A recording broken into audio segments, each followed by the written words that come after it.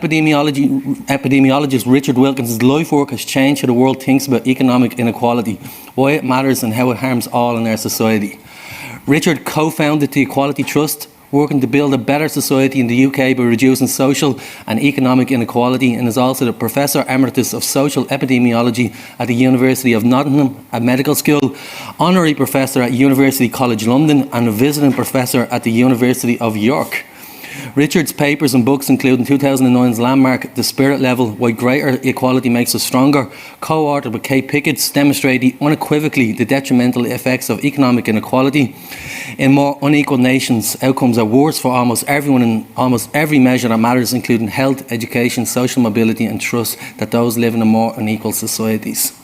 His latest book with Kate Pickett in 2018's The Inner Level explores the personal, intimate effects of inequality, how inequality shapes our behaviour and has a profound psychological impact on the person, undermining self-worth and leading to increased stress and anxiety. Richard's TED Talk, How Income Inequality Harms Society, has been watched over 4 million times. He has received Solidar's Silver Rose Award, the Irish Cancer Society's Charles Cully Memorial Medal, and was the Australian Society for Medical Research medalist in 2017. He has given countless talks, including to the World Health Organization, the World Bank, the OECD, and now we are very honoured to have Richard at the Social Democrats Conference. So, Richard, I hope you can hear me. You're very welcome. Yes, I can. Fine. You're going to be speaking to a very excited room of Social Democrats here, Richard, so we're all very much looking forward to hearing your contribution. There will be some questions at the end, and I'm told that we will have to finish by 10:29 to keep things moving. So, Richard, I'm going to hand over to you if that's okay. Yes, well, thank you. It's really nice to be able to talk to people actively engaged in politics and to talk to people on my side of politics, if you like.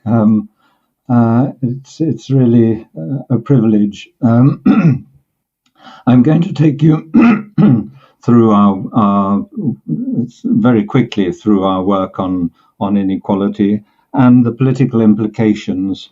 But first, I want to come to a sort of common misunderstanding of a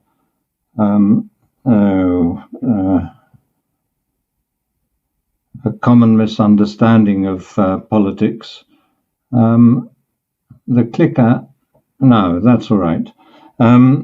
So the misunderstanding, I think, is that people often look on inequality as if it really only mattered because poverty matters.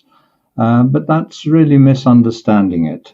There are much more important effects of inequality. It affects social relations in a society. It increases those feelings of superiority and inferiority, some people thinking they're better than others. That great divide in our society and all those feelings of inferiority and being looked down on and so on, that create so much trouble. I like to say to people that I think inequality is a social relationship, really. A relationship because it puts us in a hierarchy, some better than others, and that's so damaging. Basically what it does, as you can see in this next slide, is make class and status more important determinants of what happens to us, the divides in society and so on, in all sorts of different ways. You see that not only in more segregation between rich and poor residential areas, but you find, for instance, there are fewer marriages between people from different class backgrounds. Community life weakens and so on. So it has very fundamental effects on our society. What I want to cover in this, at least suggest, is that inequality has very detrimental effects to health and well-being, to democracy, and also to our chances of moving towards sustainability. I'm going to deal actually very little with the democracy issue. But here in this slide, you can see the way in which the political divide between left and right, which has made policy and politics almost impossible in the United States, how that polarization tracks inequality. And also there are papers showing that it contributes to the tendency to elect populist leaders and so on, the desire for a strong man and so on. And of course, we also know how the rich increasingly use their money to influence politics. So in those ways, it's very damaging to democracy. But I want to take you through a range of social problems, which we really covered, I suppose, in our spirit level book. We looked at income differences between rich and poor in the rich, developed market democracies, and looked at how those inequalities related to the prevalence of all sorts of health and social problems. So you can see here the tendency for more unequal countries to have worse life expectancy, lower maths and literacy scores amongst kids, more infant mortality, higher homicide rates, more people in prison, more teenage births, lower levels of trust, people feeling they can't trust others in society, higher rates of obesity, more mental illness, and less social mobility. All these problems are problems that have social gradients in our society. So you all know, if you go to the poorest areas of Dublin, it's there that you'll find health is worst and that kids' educational outcomes are worst. So there are problems like that has those social gradients, and they all get worse with more inequality. The only surprise is they don't just get worse amongst the poor. The biggest effects are amongst the poor, but they get worse amongst the vast majority of society, even comfortably off people with good jobs, education, and so on. We were worried when we put this graph together, which is basically combining all those outcomes in one index, with worse outcomes being higher, related to income inequality along the bottom, the most unequal societies on the right. Also USA doing worst, Portugal, UK. This is when we did this work, so these figures are out of date. But it shows the extraordinary tendency for problems to be worse in more unequal societies. And at the left end, countries like Norway, Sweden, Japan, with smaller income differences, doing better. But we were worried that people would think we'd just chosen problems to suit our argument. But here you can see on this next slide the same issue in the index of child well-being. It's an index that it contains, I think, about 40 different components. So it's designed to measure child well-being in the rich countries. It includes child immunization rates, whether there's bullying in schools, whether kids feel they can talk to their parents, all sorts of issues like that. And you see here, this time, worse scores are at the bottom, so the same line up, the most unequal countries on the right doing worse. Extraordinarily clear picture, whether you look at one of these or issues or the other. And more recently, of course, there have been lots of papers showing that COVID rates, death rates, and case fatality rates have been worse in the more unequal countries. A very clear pattern, and I think there are now 6, 7 papers showing that pattern. When I say papers, I mean peer-reviewed papers in academic journals. I want to just show you how tight the relationships are between inequalities and some of these outcomes. So let me just show you a few. There you've got rates of imprisonment.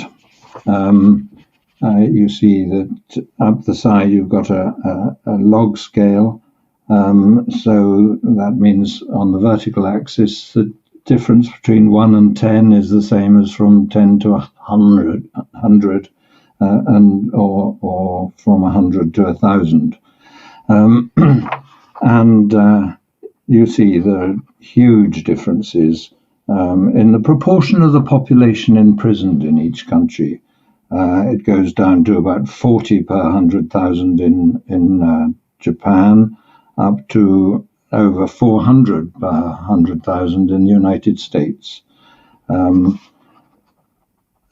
most of that is not because of more crime. Some of it is more crime, but most of it is more punitive sentencing. If you look at something like social mobility in this next slide, you see that in more unequal countries there is less social mobility. So the idea that inequality of incomes is justified because, if you work hard you rise to the top, and if you don't you move down, that's false. If you want more social mobility, you have to narrow the income differences. As I said earlier in this talk, where income differences are bigger, the effects of class and status are more powerful, and so parents' income is a more powerful determinant of what happens to kids. And this actually is a graph of intergenerational income mobility. So basically it's asking, do rich parents have rich children and poor parents have poor children, or doesn't parental income make much difference? And you see the more unequal the incomes in the society, the countries on the right, the more powerfully income reduces social mobility. There are now lots and lots of papers showing different effects of inequality, but one that I saw recently is this one on what are called lost wallet experiments. People in this experiment, I think, leave wallets around and look to see how many are returned. And you see it's only about 20% in the more unequal countries, whereas 80% or so come back in more equal countries. And just one more of these sort of pictures of the general effects of inequality. People often, of course, imagine that inequality produces initiative, creativity, and so on. But this graph is a graph of patents per head of population as a rough measure of how innovative, creative a society is. And you see that innovations or patents per head of population is lower, again, in the more unequal countries. Just to summarize, we've done this kind of work on, just trying to get the next slide, yes, a whole range of outcomes, not so much a fishing expedition, but looking at these problems that have these social gradients. Getting the data isn't our own, it's just downloaded from OECD or WHO, international organizations like that, but all these things to do with social relations, the quality of social relations in a society, or some of those health outcomes, or the human capital outcomes to do with education and social mobility that I've just mentioned, all worse. So I want now to take you to what I think is perhaps at the core of the effects of inequality, basically how it affects our social relationships. And in this next slide, you can see how participation in involuntary groups is lower. People are less likely to belong to choirs or gardening clubs or community associations of different kinds. Public life, if you like, community life atrophies. Inequality is, as I think people have always intuited, divisive, and socially corrosive. But not only does community life deteriorate, but you see people are less likely to trust each other. You see in this graph, about 20% of the population in the more unequal countries feel they can trust others, agree that most people can be trusted. That's the measure on the vertical axis. But in more equal societies on the left, perhaps 60-70% feel they can trust others. If you're walking home alone in a big city, you'll feel much safer. If you're walking home in a more equal city, in a more equal country. And of course, these things are so important to well-being and, if you like, civil liberties, and particularly for women, not to feel that they can walk where they want in the evening. And it's really fundamental. But with that decline in trust, decline in the strength of community life, you also get a rise in violence. There are very many papers now using data from around the world that shows, usually taking homicide as the measure of violence, that homicides per head of population are higher in more unequal societies. These red dots are American states, and the blue triangles at the bottom left are Canadian provinces. Look at the scale of the differences. It goes from about 15 homicides per million population up to 150 or so. Vast differences. And actually, if you look at much more unequal countries than these rich developed countries, look at this picture I took in Mexico when we were giving some lectures there. People there with much, much bigger income differences, even in the United States. It's all gone a stage further. People there are frightened of each other. They barricade their windows and doors with the bars and so on, and they have razor wire around their gardens. And actually, in South Africa, in this next slide, you see exactly the same thing. Those horizontal wires at the top are, of course, an electric fence.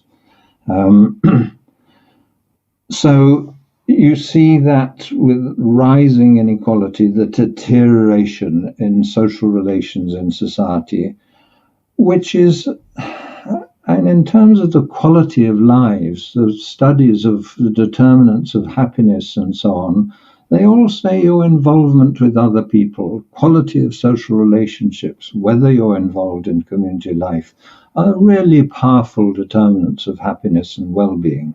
I may say also of health. And that picture I've just given you of the damage of inequality to social relationships is confirmed by totally different data in this next slide. Two American economists looked at the proportion of the population in each country involved in what they called guard labor. That means people working in security occupations, police, prison officers. In effect, all the people we use to protect ourselves from each other. In a society where you can't trust others. The proportion of the population in guard labour jobs rises. So another confirmation of a quite different kind of exactly the same process of deteriorating relationships. I want us to touch on the implications for mental illness, which of course increasingly bothers our societies, very high rates of mental illness. And there are now studies which show that a number of mental illnesses and personality disorders are triggered by people feeling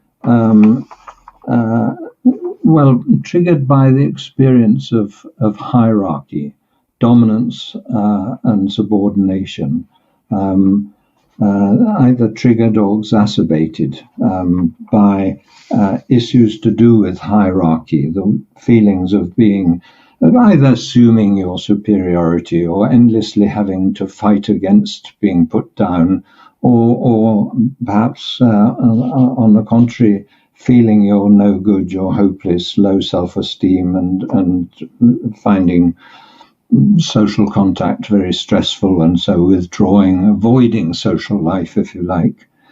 And there are now papers that show that in more unequal societies there is more mental illness. This is from a recent paper in the British Medical Journal. And along the bottom there, you've got the strength of the correlation between inequality in each country and mental illness. So much higher rates of mental illness in all those long blue lines going to the right. And we find that there seem to be two patterns in more unequal countries, either people like this feeling inferior, basically, that they're not smart enough, not good enough. Particularly, I think, teenagers, young women, finding, the sort of what psychologists call the social evaluative threat is just too much. I'm going to skip that slide. But also, people worried about how they're seen and judged. They might not simply withdraw from social life. They might try and do the opposite, big themselves up, self-aggrandizement and so on. And we do find evidence of that in more unequal countries, that self-enhancement, self-aggrandizement increases in more unequal societies. And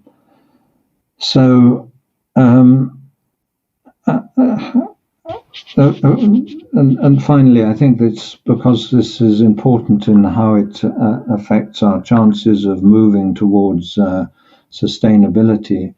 One of the ways in which we big ourselves up, of course, is buying more status goods.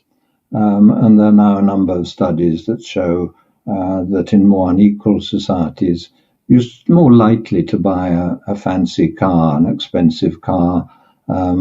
You spend more money on status goods and so on, because that's how you try and improve self-presentation to other people. And unfortunately, the advertisers know this only too well and use it to wheedle away at our vulnerabilities.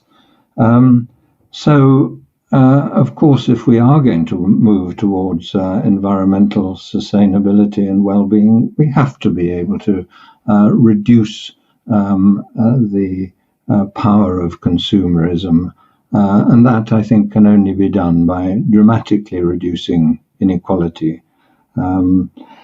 It really has so many damaging effects and reduces our ability to act together as a society. It makes people less public-spirited.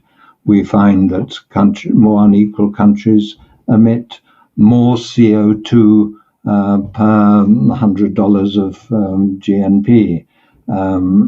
People are less likely to, for instance, ride bicycles in those more unequal countries. They do less recycling. So all those sort of public-spirited things, awareness of these issues, is damaged by greater inequality. And basically, we have to think about reducing income differences both before tax, reducing the income differences of original market incomes, if you like, or reducing income differences through redistribution. I think we have to do both. I said or, but it shouldn't be or. We have to do both those things. Irish income distribution has been rather exceptional in terms of most countries. While most countries, developed countries, seem to have inequality has grown since about 1980 with the rise of neoliberal economics and so on, the weakening of trade unions, the lowering of top tax rates, all those sort of things. The evidence suggests actually that in Ireland you've had, if anything, slight reductions in inequality. So that's important, but there's a long way to go. Let me just show you the picture of inequality trends, long-term trends, through much of the 20th and early the current century. That long fall in inequality from sometime in the 1930s till the end of the 70s, and then the rise of inequality from then on. I think that is to large extent the rise and then the fall of social democratic thinking, the rise of trade unions, the rise of the labour movement, and then the decline of it. A graph which I think is really indicative of that, which I've now seen repeated for a number of countries, is this one, showing that top line is inequality in the United States, that red line, over much of the 20th century, and the bottom line is the proportion of the population in working population in trade unions. One is a mirror image of the other. Not, I think, mainly because unions transform wages, but I think more that union membership shows if you like, the strength of the countervailing voice in society, how important socialist, social democratic views are, and feelings of solidarity and so on. But you need to think of inequality as politically driven. There seems to be a lot of agreement now to that from all sorts of people, including Thomas Piketty, writing about inequality. I think the evidence now is undeniable that politics are really the driver of trends in inequality. It is the top incomes that have done the damage. The rise in income differences within companies. You see that the differentials in 1970s between CEOs at the top and average company employees was 30 or 40 to 1, but then in the first decade of this century it had risen to 200, 300 or 400 to 1. And that expansion of the pay gap within companies is very bad for their performance, and not. It's shown that it's not related to productivity, the difference that the CEOs make. It's not performance related at all. I think that the way we have to go in future is to expand democracy into the workplace, into the economy. Increasingly, I think democracy is made less and less meaningful when confined to the political sphere. we can make it more meaningful if we expand its coverage. And rather than increasing inequality as the old communist countries did by diktat, I think we have to do it the opposite way, by expanding democracy, the openness and so on. I think we need more incentives to employee-owned companies, to systems of employee representation on company boards, which I think we must make sure it isn't just token representation, ideally increasing over time till employees hopefully one day are the majority on company boards.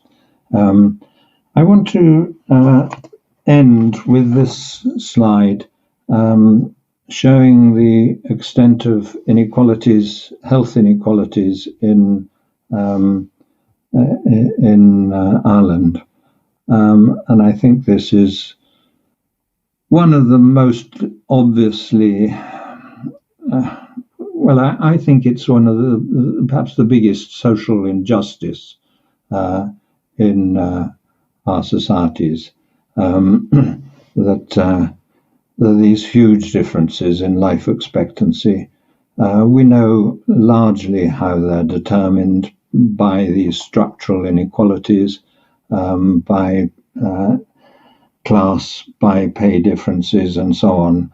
And it's worse than imprisoning people without trial. I'm sorry that's not very up-to-date data.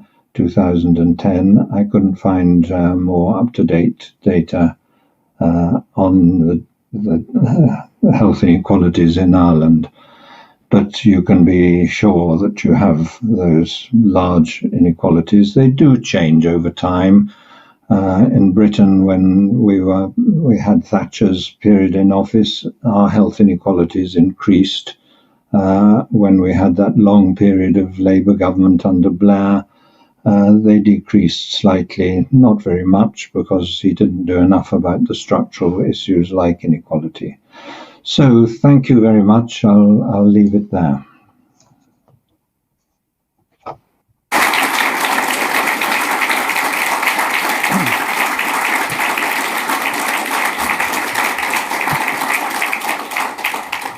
Richard, thank